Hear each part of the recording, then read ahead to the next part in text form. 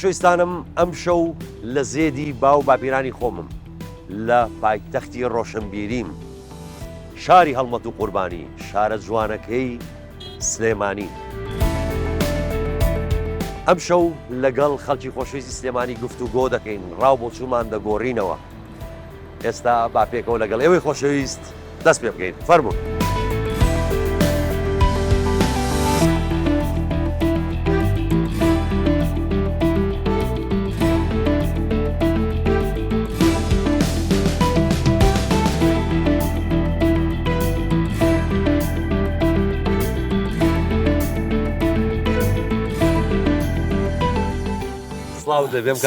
سەر و سەرچاوم ئاوا خۆ جوان کردو بۆ لە کوردیە جوانەوە هاتی بۆ سەرچنار زوو دەیت هەفتەی دوو جاسیە جارێ مەساگەڵ عیلەکەمە یەنم بۆ ئێرە جێوکی زۆر خۆشەویست ئەمە سەرچناری کۆنی پێڵێن من هەفتاکان لە سەرچنار بۆ مناڵ بمەشتم تیا فرۆشتەوە وەک ئەم سەردەمە سێتە بەرچاوم لەسەر سوپاس بۆخوا شوێنێکی خۆشە گەشتاری هەفتەی وایە مسێ جاریەم ماڵم لە کانیبای لێوەیەم ماڵم بەرامبەر خەسخانەی هیوە ئەوە یادگاری مناڵیمان هەیە لێرە باڵە یادگاری مناڵیم زۆرە لێرە شتم فرۆشتووە تەمەنم 9 ساڵ 10 ساڵ بووە کاریارم فرۆشتۆ لێرە لۆک مەقازیم فرۆشتۆ لێرە فێری مەلە بوو من لەم چەمانە هەمی وەلەم تیا کردو لەم ئاوای مەلەم تیا کردو ئەوە لە ئاوکی باریکە مەلەم تیا کردووە دێ لێرە دارفستقی لێ بووانە دارفستقی لێ بۆ باڵی ساڵی هەفتاکان من لە بیرمە دارفستقی لێ تو لە ماریکی زۆر لێ بوو تو لە ماری لێ بوو جا ئەو سەرجستە ماسی گەورە گەوری تیا بهاتین پارەیان تیا فرایە خەڵەسی پارەکانمانە ماسی گەورە گەورە وەڵا سەرچنان شوێنێکی خۆشە گەشتاریکی خۆشە ئێستا ژێمە دڵمان پێکرێتەوە وەڵا زۆر دڵمان پێکرێتەوە باشە ئەم شارە حیاتە بەڵێ بە بەردەوام ئەم هەموو ڕۆشنبیر و هونەرمەند و یعنی وەکو کارگەیەکە ئەمە چۆنش ئەم شارە وایە ئەم شارە خۆی هەر لە جوانە شاری سلێمانی شارێکی جوانە خەڵکێکی زۆر ڕووی تێکە شارێکی شاری بابانەمە شارێکی قەدیمیە شاری سلێمانی جوانترین شارە لە هەموو شارەکانی عێراق خەڵکە شیرینەی خەڵکی سلێمانی خەڵکی سلێمانی خەڵکی پیاوی باسی خۆی بکە وەڵڵاهی مەسەلەکە زین چیە ئێستا خەڵکە چاکەکەی هەمووی زۆری خەڵکی چاکیان نەما هەمووی یا سەری خۆی هەڵگرتووە یا ڕۆژتە بۆ ئەوروپا ئێستا عەرەبی زۆر تیا ڕووی کردووە بڵێ خەڵکێکی کە لە شوێنەکانی کەەوە هاتوون خەڵکی شارەکە کەمی تیاماوەتە ئەم شارە حەزەکەی چی بوو ئەم شارە بکرێت ئەم شارە هەرچی بۆم شارە پێشتاکەمە ئەم شارە قابل هەموو شتێکە هەرچی جوانی پێ بۆم شارە هێشتاکەمە ڕاستەکەی هەربژی شەیەکی خۆش بۆیەوە کاتێکی خۆشتان خواتان لەگەڵ خواویستم.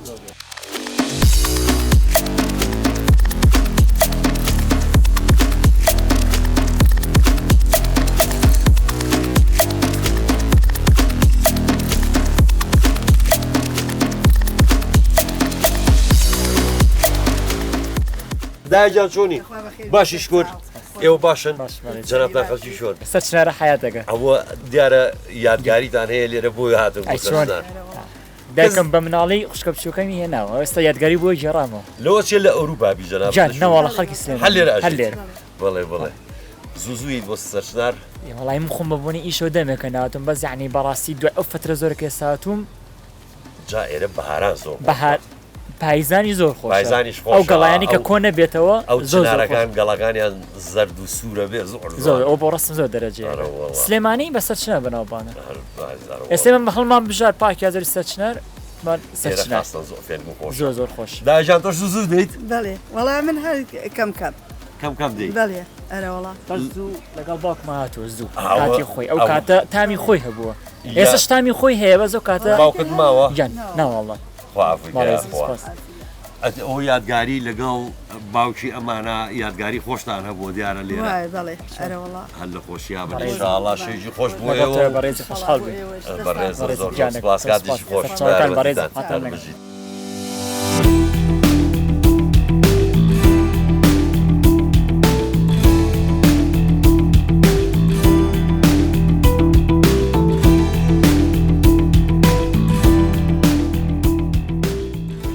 السلام عليكم سلااو لێبێ شوێنی باشی دەنگ و باسی کەفتریا خۆشە لێرەی جەنابەت بەڵێ ئەرۆڵا لێرە ئیشەکەین ئیش و کار چۆنە باشە وەڵایی لەخوا بەزیابێ زۆر باشە جەوێکی خۆشی هەیە زۆر فێر و خۆشە بەردەوام وایە ئەم سەرچنارە هەر دڵگیر بۆ لەوەتی هەیە هەر خۆش بووە ئەرۆڵا بەردەوام هەر خۆشە و گەشتارێکی زۆریش ڕۆمانتیەکە باشە ئەم سلێمانیەک سێریتیایە بەڵێ 10 ساڵ لێی دووربی دوو شەو لێی دووربیکەیتەوە لە تاسڵژی بینیە لە خۆتەوە دڵەکرێتەوە زۆر تۆ ژوای زۆر ئەرۆڵا چم سەفەری ئەو شارانی تریشەکەم هەر کە دێمەوە حەزەکەم یەک شەو لێوە نەبینم یەکسەر بێمە بۆ سلێمانی جاتۆ فێری ئەم سەرچنانە خۆشەشیدا زۆر بەتایکی داڕواڵا بەردەوام لێرین جاری وا شەویش ناڕووینەوە نەخۆشە پێمان خۆشە خاصن هاوینا کە زۆر گەرمە بێ ئێرە فێنکە لێرە ئێرە فێنکە شەوانی مێشولەی نییە مێشولەکانی زۆر مێشولەی زۆری هەیە بەس ئێمە خۆمان چکە ڕاهاتین بەردەوام لەگەڵیان بۆ ئێمە کێشەی نییە یاخوال لە خۆشییان سەلامەت بیسپاس ئینشاءالله هەر ئاوا بە سلێمانی و سەرچنار و هەموو گەڕەکانی هەر بە جوانی و گەشاوەیە ئیشاڵڵا خەڵکی سلێمانی خۆشەویستیش هەر ئاوا وەکو تۆ ئیشاڵڵا بە جوانی و گەشاوەیە زۆر سپاس دەستان خۆش بێت زۆر سپاس مەمنون چاوەکان باویست.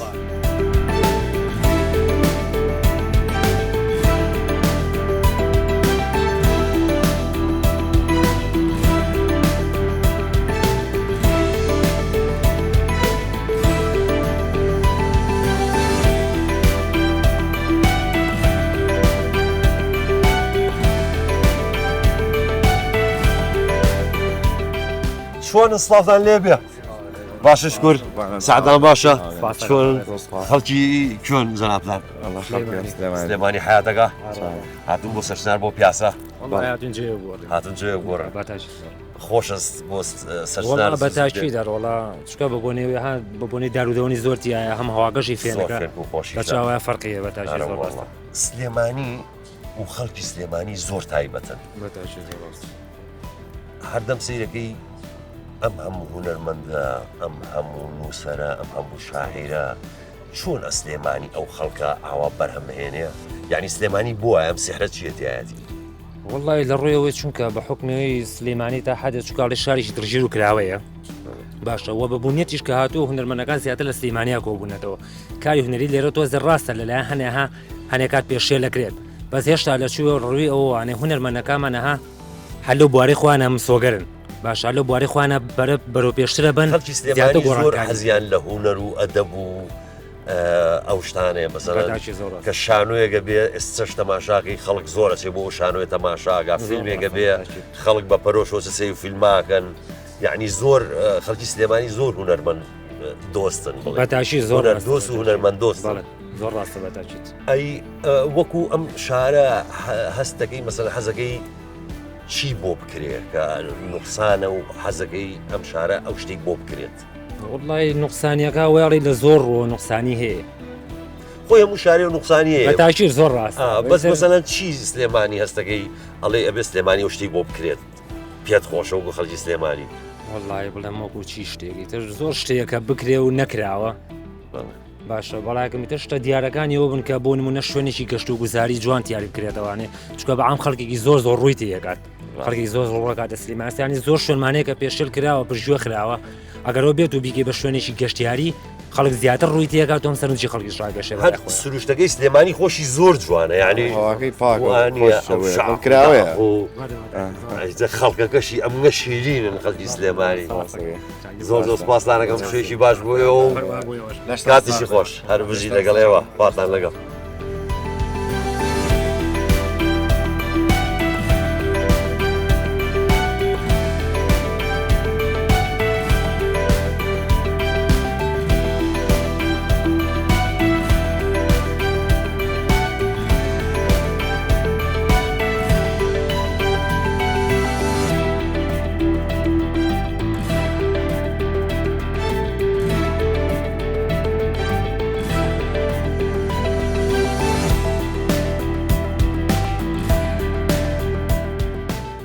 السلام عليكم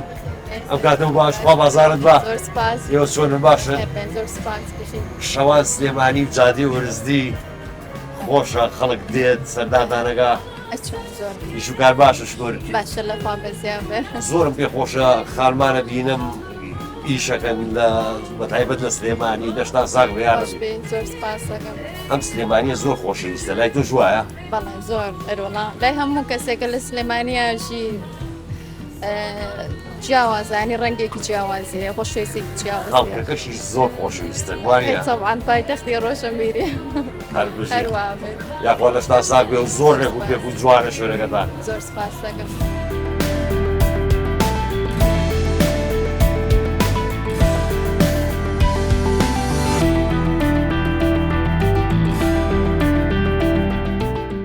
خۆشەویستانم هاتمە سەنتەری شاری سلێمانی لە پشتمەوە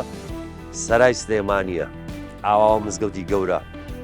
سابوونکەران و جادەی وەرزدی و جادەی مەولەوی و کاوە و هەموو مناڵیمان لێرا بوو با بچین تۆزێ گفتوگۆی تر بکەین فەرموون.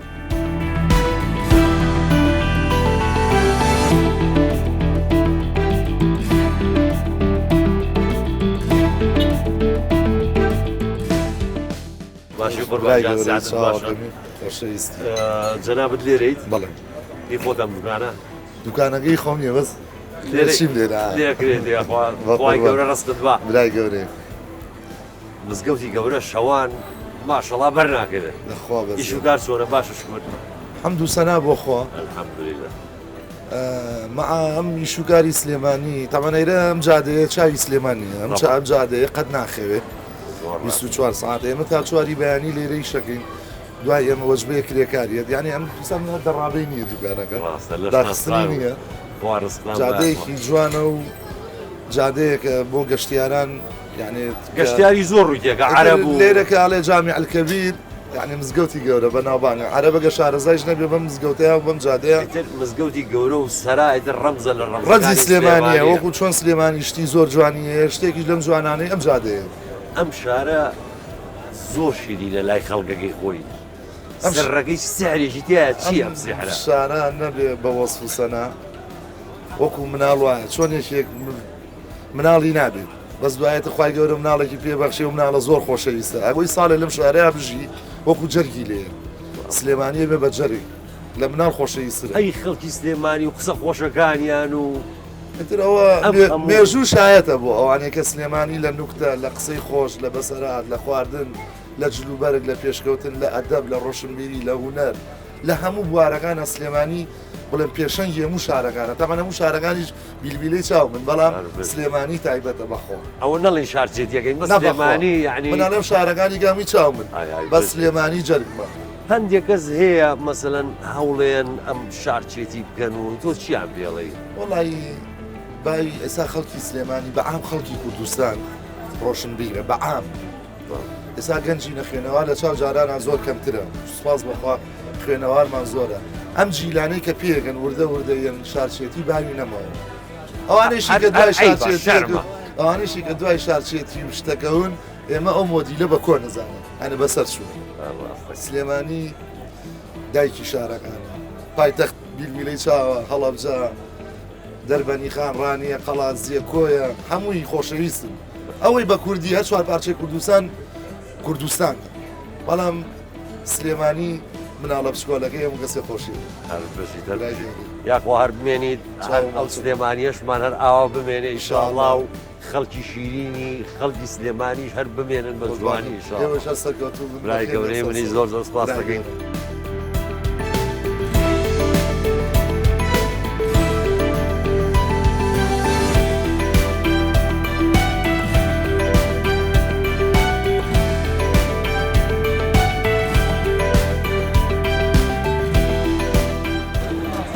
سڵاوت لێ بێ خوا بازارت بە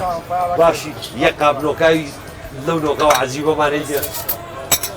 باشە نۆکاوی ئێوە بۆ خۆشی کە من لە ماڵە دوورسێکم وا دەرناچێ لولاقی تێکەی لولاق ئەو بۆی وا خۆشە وای گەورە ڕستێ با ئینشاڵڵا زۆر سپاس دەکەم بە زۆر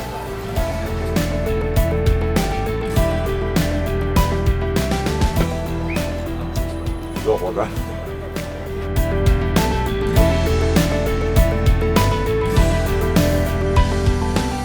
السلام عليكم وستاجان. عليكم السلام ورحمة الله. وبازار ربا. يا ربي بخير لسر هدو تشاو. جا كباب سليماني بناوبانغا. بالله كباب سليماني. هلا وري كبابك. اگر هلا وري جامانا كباب بينالن كباب سليماني بينالن. بوجل كردية زوانة وستاجي اللي خودته. من خدمتنا لسر تشاو بخير لسر. سليماني زور بناوبانغا يعني وستاي كباب شيخانيان مثلا أو جگري بانيان كإخوي وستاكان مثلا. بالله. بەتایبەتی گون و حلێوە و جگەر و ئەمانە خەڵکی سلێمانی خواردێ بەڵێ خواردێ ئیشوکار چۆنە باشە شکر وەڵڵای حەمد و سەنا بۆ خوا باش الحەمدولillah باشە بێت زیاتر گەشتیار یەن بۆ ئێرە عەرەب و خەڵکی بەڵێ خەڵک خواری عێراق بە زۆریەن عەرەبەکان بە زۆری دێن بۆ ئێرە خی گەورە ڕستی باش هەردوو چاو باس و شوێشی باش باشی بۆ تۆ لەگەڵ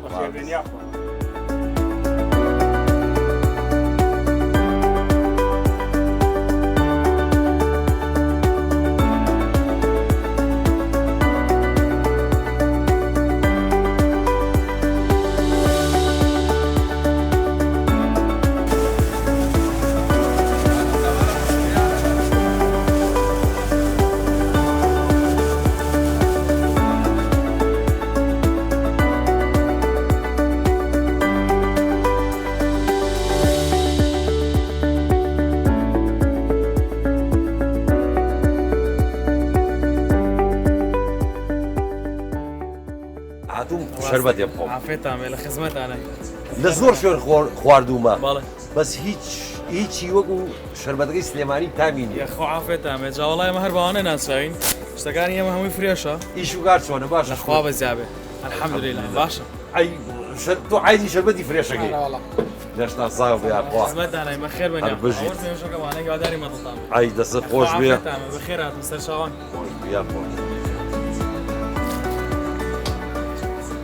ئەوەیە شەربەت عافێتامێ لە خزمەتانە ئەمە بە چ لە دانێژیاوە ئەمە بۆ ئێوە هیچ ناکە نەقەینا سپاس باشە ئەوە سعری 500 دینارە دوو قیاسمان هەیە ئەمە 500 دینارە گەورەتریشوانەیە 1000 دینارە یعنی ئەمە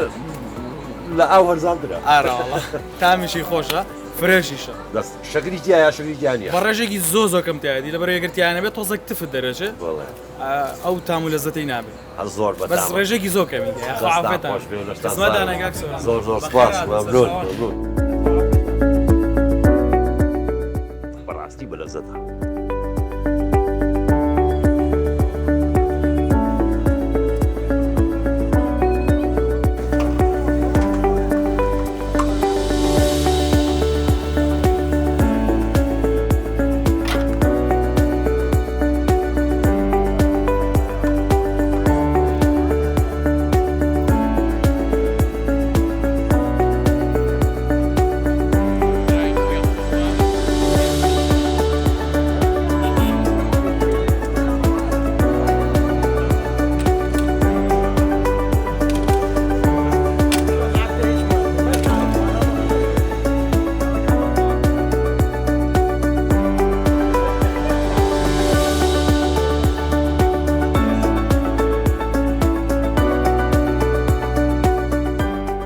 خۆشەویستانم ئەم شەو لە شاری هەڵمەت و قوربانی بووین لە شارە جوانەکەی سلێمانی پایتەختی ڕۆشنبیری ئەم شارە هەردەم داینەمۆ بووە بۆ هەموو شۆڕشەکانی گەلی کورد بە درێژایی بزاوی ڕزگاری خوازی گەلی کورد ئەم شارە دەیان و سەدان و هەزاران هونەرمەند و شاعر و نووسەر و ئەدیبی دروست کردووە ئەم شارە بەناوبانگن بە ڕۆشنبیری خەڵکەکەی جوانی خەڵکەکەی قسەی خۆشی خەڵکەکەی خوای گەورە ئەم شارەمان بپارێزێ خەڵکەکەی بپارێزێ وە کوردستانم بپارێزێ هەتا بەرنامەیەکی تر بەخوای گەورەتان ئەسپێنم خواتان لەگەڵ و کاتێکی خۆش